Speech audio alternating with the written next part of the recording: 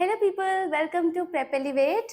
I welcome all of you to day 2 of 30-day mini RC series. If you're not aware what is all this fuss about, why so much of excitement, please watch the previous video, day 1, where I've introduced the series. Today is day 2, a new topic. Again, it revolves around philosophy, right? So let's take a good look at it. क्या है इस topic में? क्या है आज का topic? Determinism versus randomness. ठीक है, a debate on causation in human actions. तो दो चीजों के बारे में हम डिस्कस कर रहे हैं, बट ये वर्सेस है. ठीक है, दैट मीन्स कॉन्ट्रास्ट है ये दोनों चीजों में. डिटर्मिनिज्म एक टर्म है, दूसरा टर्म है रैंडमनेस. और इन डेप्थ अगर हम जाए तो हम क्या ढूंढने की कोशिश कर रहे हैं? It is a debate on causation in human actions, right? Cause and effect का एक principle होता है ना, तो something around that. But then the debate between determinism and randomness lies at the heart of philosophical discussions on causation and human agency. तो ये एक बहुत ही लेट्स से हॉट फेवरेट टॉपिक है फिलोसोफर्स का. ठीक है, people who want to understand the nuances of life कभी ना कभी इस चीज के बारे में वो जरूर डिस्कस करते हैं. It lies at the heart of philosophical discussions कि डिटर्मिनिज्म वर्सेस रैंडमनेस. ठीक है, और ये दो चीजें हैं जो एक दूसरे के ऑपोजिट है, पर हमें शायद ये नहीं पता होता कि हमारे ह्यूमन एग्जिस्टेंस में कब कौन सी चीज काम कर रही है. ठीक है, so is it causation, cause and effect, कि होना ही है इसलिए हो रहा है, या कुछ कंट्रोल हमारा भी है एज ह्यूमंस, ह्यूमन एजेंसी, कुछ चीजें हमारे कंट्रोल में भी है. तो यही डिबेट.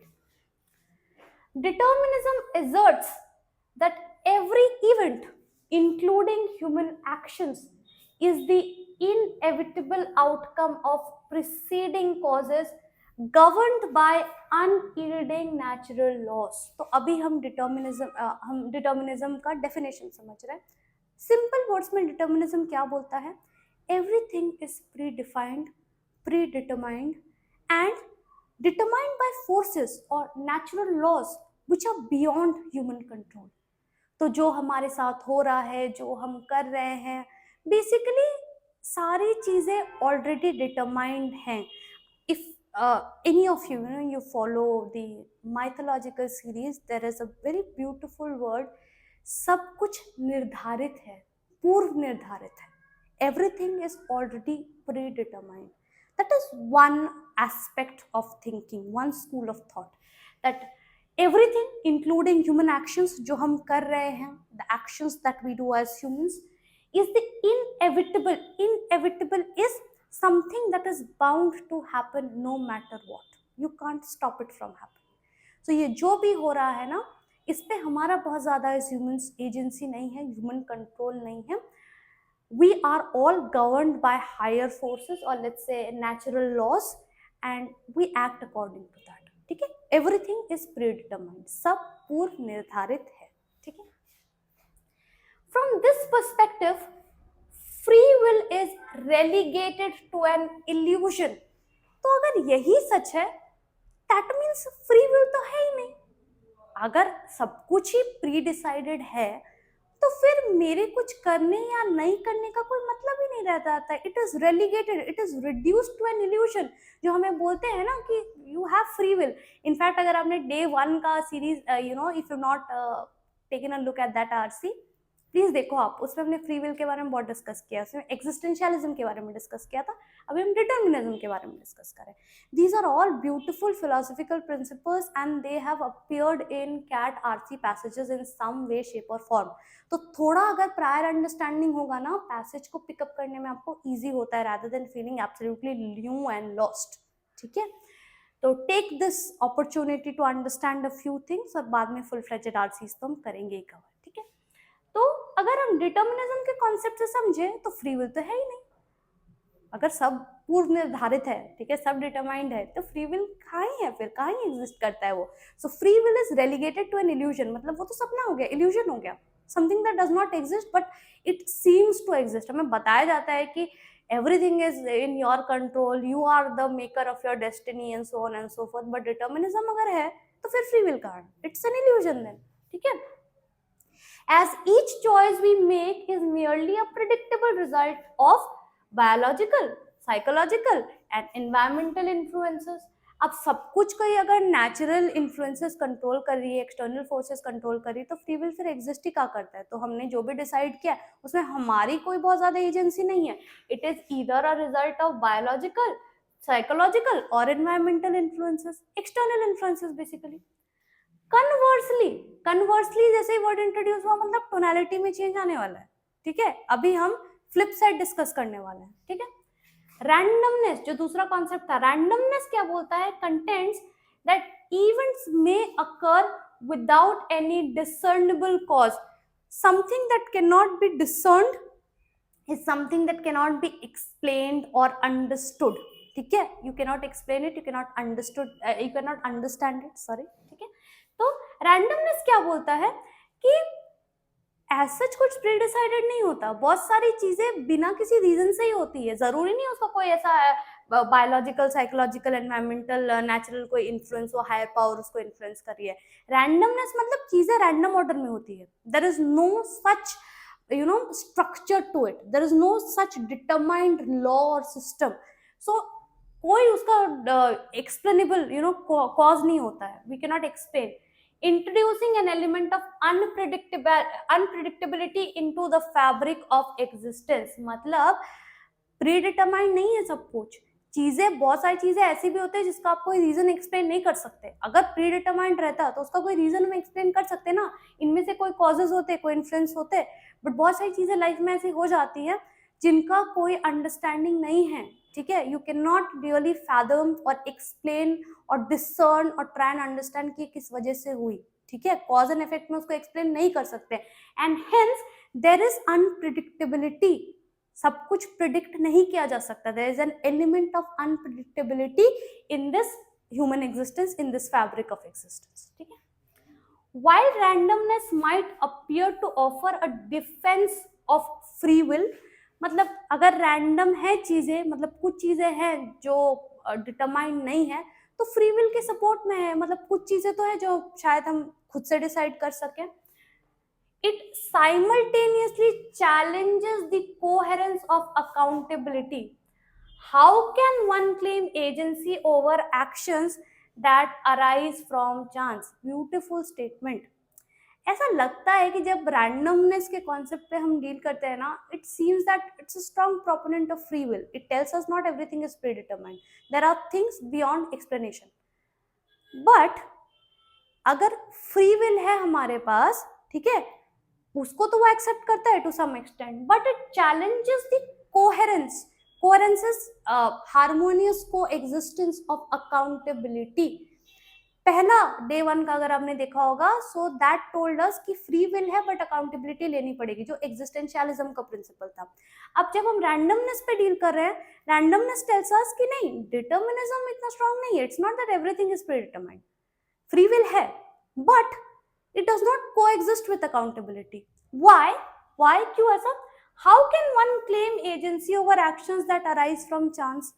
तो ये एक ऐसी चीजें हैं ना जिसको हम प्रीडिफाइन नहीं कर पा रही है. चीजें तो अपने आप से ही हो रही हैं. तो when things are arising from chance, वो कोई सिस्टम फॉलो नहीं कर रहा है, it is randomly happening, then how can we claim accountability? किस चीज की रिस्पॉन्सिबिलिटी ले हम जब चीजें it is happening in a very unpredictable fashion?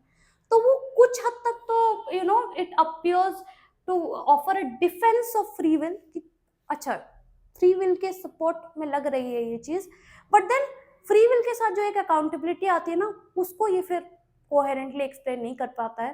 ठीक है? It does not support it that strongly because the idea is that if things are so random, there is no structure, there is no system to it, then how can you claim accountability for things which are happening by chance?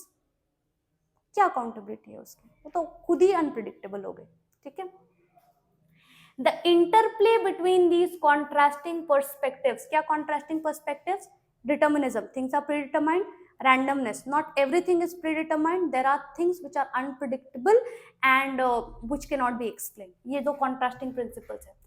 Raises profound questions. तो philosophy तो यही है ना कि हमारे existence को question करवा देती है हमें, जो आप सोच रहे हो वो सही है क्या, कोई दूसरा इसका एक्सप्लेनेशन हो सकता है, नहीं हो सकता है। तो क्या profound is deep, you know, thought provoking questions. क्या क्वेश्चंस है?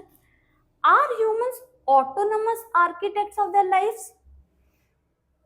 क्या हमारे पास कंप्लीट पावर है to create the life that we want? काफी सारे लोग ये बोलते हैं ना, you are the creator of your own destiny. Is it really true? Are we that autonomous in existence? क्या ये पॉसिबल है? Are we autonomous architects of our own life, और are they swept along by a current of inevitability? या दूसरा side सही है कि हमें लगता है that we are functioning independently और ऑटोनोमसली, बट एक्चुअली जो हो रहा है सब अपने जैसा होना चाहिए वैसा ही हो रहा है। It's already written, predetermined. चाहे हम वो डिसीजंस ले रहे हैं, चाहे वो एक्शंस कर रहे हैं, इट वॉज समवेयर डेस्टिन्ड और रिटन कि ये ऐसा ही होना था। So are we just being swept along with this current of inevitability? Inevitability, something that is bound to happen. जो लिखा था, जैसा लिखा था वैसा ही हो रहा है। We may feel we are operating autonomously, but actually we are being swept along by a higher power. ये दूसरा साइड है, ठीक है। Punctuated by moments of chaotic spontaneity, और बीच बीच में उसको थोड़ा सा रैंडमनेस का ऐसा हमने स्पाइस अप करने के लिए लगा दिया कि ऐसा भी नहीं लगना चाहिए कि थोड़ा भी इनके कंट्रोल में कुछ नहीं है। You know, it's a very interesting way कि ऐसा बोलते हैं कि भगवान ने ना बहुत ब्यूटीफुली लाइफ को डिजाइन किया है। जब आपको लगता है आपके कंट्रोल में सब है, तब कोई आपको बताता है कि नहीं नहीं नहीं, it is all pre determined.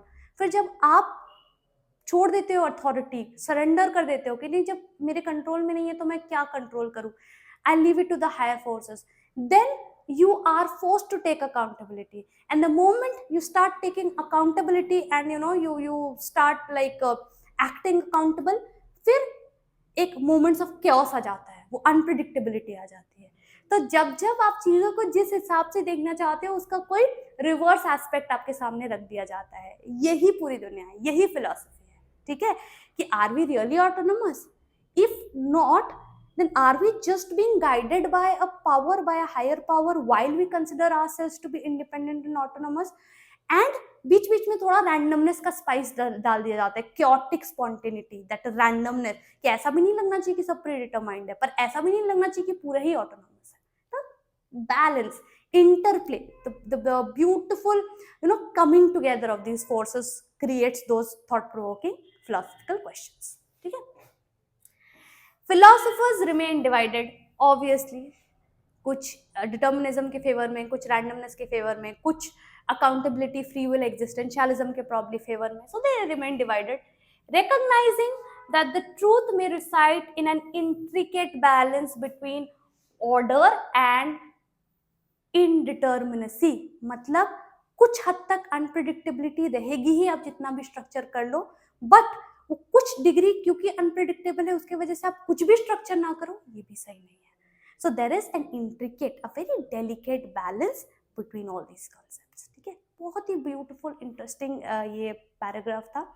I hope you have had a good understanding. Questions देखते हैं, ठीक है।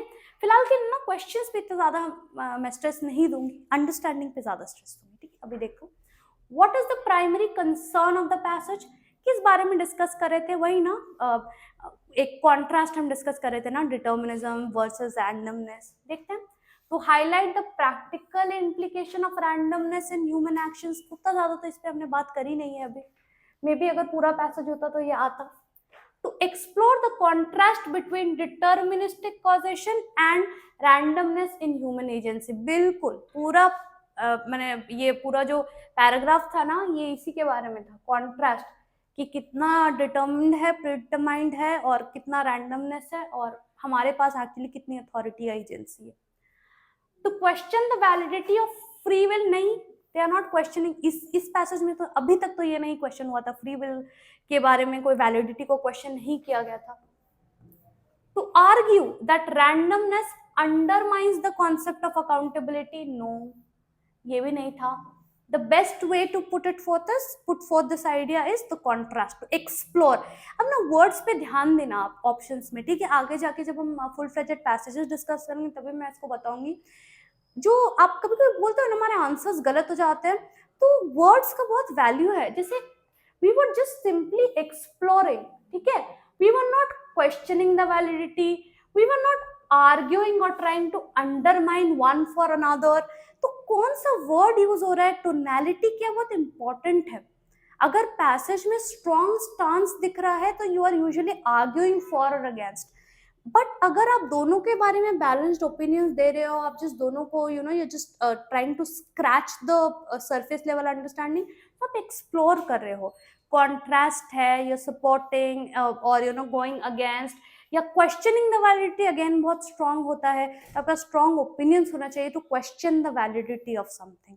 तो कौन सी टोनैलिटी में लिखा गया है पैसेज, वो इंपॉर्टेंट है. ठीक है. Which of the following best captures the role of randomness? ठीक है, role of randomness क्या था as described in the passage? It reinforces the idea of personal accountability. No, randomness does not reinforce that. Free will does that to some extent, but इस passage में उसके बारे में भी in depth discussion नहीं हुआ. ये तो नहीं है. It serves as a critique of deterministic predictability. Good one. Critique is when you critically analyze the features of something and then come up with your own opinions. Film critics होते हैं ना, तो वहीं से वो word आया. When you critique is a critical in-depth analysis. ठीक है. So it serves as a critique of deterministic predictability. Determined, predetermined, and there is always a sense of predictability. आप predict कर सकते हो. Factors याद है, environmental, psychological, biological influence, जो भी है इसी के आजू बाजू घूम रहा है, ये हमने बोला था. It serves as a critique to that. Randomness, not everything is predetermined. ठीक है, तो good one. और देखते हैं. It provides a definitive argument in favor of free will. No, ये तो नहीं कर रहा था वो. ठीक है, B serves the better choice. It renders the notion of human agency incoherent. कब हुआ ये भी कभी नहीं हुआ. It was not this. The idea of randomness was introduced to counter the idea provided by determinism. ठीक है. So it serves as a critique. उसको critically analyze किया गया और उसके against गया था ना, versus to contrast था. ठीक है. अभी और question देखते हैं. और what can be best said about the relationship between determinism and free will? क्या बताया था इसमें पैसेज में, अगर आपको याद होगा थोड़ा सा भी, कि अगर सब कुछ प्रीडिटरमाइंड है तो फ्री विल क्या है, इल्यूजन हो गया. यही था ना, एक ही लाइन थे इसके बारे में, दोनों को कनेक्ट करते हुए. कहाँ था?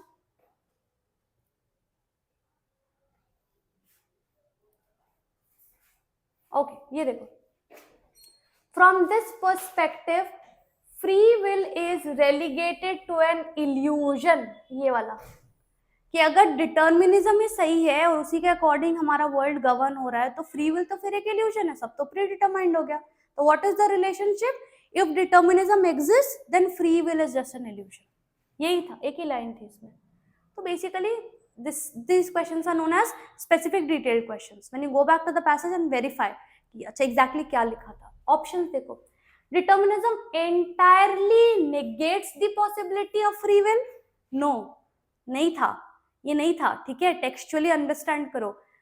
डिटर्मिनिज्म अगर है तो फ्री विल का हमारा परसेंटेज कम हो जाता है डेफिनेटली. बट पैसेज में क्या उसका एग्जिस्टेंस को नेगेट कर दिया गया था, like it does not even consider free will. ऐसा नहीं था ना, ये बहुत स्ट्रॉन्ग चॉइस है. Determinism and free will coexist harmoniously in all philosophical frameworks. कैसे पॉसिबल है? दोनों दो डिफरेंट चीजें है ना. They can not coexist harmoniously, peacefully coexist नहीं कर सकते. Determinism reduces free will to an illusion. Yes, created by prior causes. Beautiful. यही था ना एग्जैक्टली. कितनी खुशी मिलती है ना जब वही लाइन आप पैसेज में देखते हो, वही आंसर में देखते हो, तो ऐसा लगता है कि अच्छा सही आंसर मार्क किया हमने. Like till today, if I have to be really honest, till date I am super excited when I happen to find those exact words and keywords. It tells me अच्छा you're on the right track. तो अगर आपको अच्छा करना है ना verbal में, एक चीज आप ध्यान रखो. First of all, try enjoying the subject. I know a lot of people will hate me for saying this. Maybe you'll not like it. You will say a lot of subjectivity and stuff. Granted, but जब एक section को आप treat कर रहे हो, if you don't treat it with some kind of respect and attention to detail, आपको वो results नहीं देता है. ठीक है, थोड़ा पेशेंटली डील करेंगे लैंग्वेज के साथ। I know it is nuanced, it is layered, specially ऐसे टॉपिक्स, बट ठीक है, हो जाएगा। ये तो मुझे सही लग रहा है, एक और देख लेते फिर भी। Determinism only applies to physical phenomena not human actions, पूरी तरह से गलत है।